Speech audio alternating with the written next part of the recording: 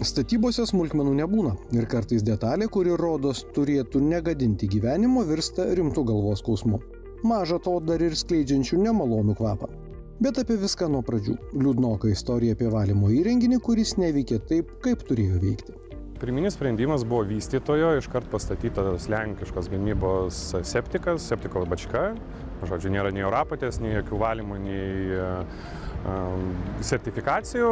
Elementariai kas 2 savaitės, kas savaitę meti bakterijas ir jos tiesiog skaldo, gal net neskaldo, nusodina tas visas susikaupusias atliekas. Ir problema ta, kad vis tiek buvo kvapas. Ką bebandytum, tas kvapas netgi per vamzdžius ateidavo į namą, į vidų.